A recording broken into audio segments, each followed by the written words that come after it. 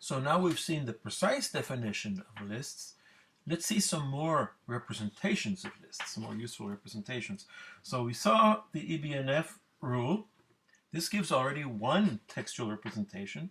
So what we do is we start with the left-hand side of the grammar rule, angle bracket list, angle bracket int, and we replace repeatedly each left-hand side by one of the possibilities of the right-hand side. So for example, list int can be replaced by 10 bar list int, and so on, list int again by 11 bar list int.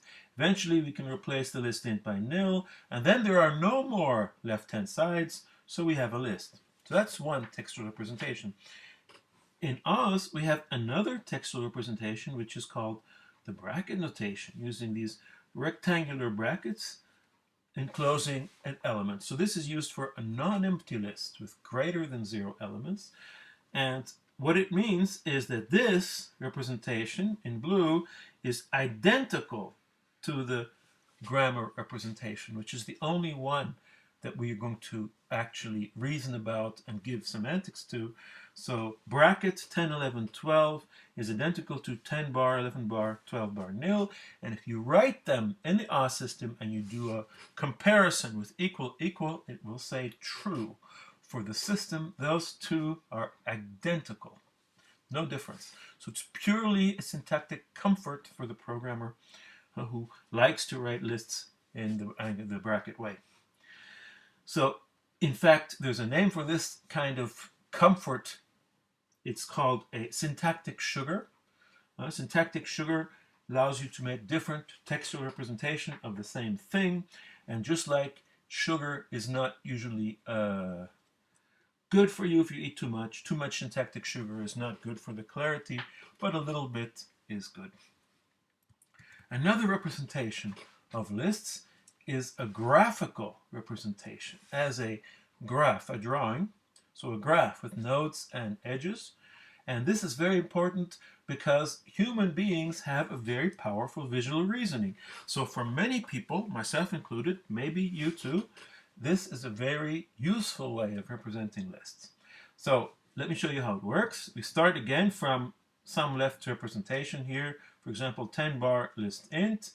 And we draw 3 nodes. So we draw a node with the vertical bar, we draw a node with the 10, and then a node for the other part here, which list int, which is then replaced further by parts of the grammar rule in the same way. So there are arrows here, edges with arrows between the nodes, and this gives us a graph representation.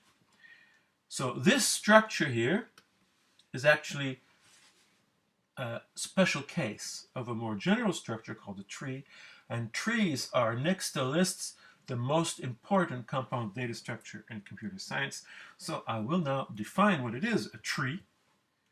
So a tree is either a leaf node, so an element like nil with nothing more attached, and this is called an empty tree. Note like nil is an empty list. Or a tree is a root node, a node which is not empty, which has trees attached to it, which are called subtrees, a certain number. So this is a tree. Notice that lists are a special case of trees. A binary tree is a tree where all the root nodes have exactly 2 subtrees. So as before, the leaves have no subtrees, and the non-leaf nodes, which we call the roots, have 2 subtrees. So other forms of tree are possible too, and there's many, many, many variations. But in this course, we will show some very nice algorithms on binary trees in a later lesson.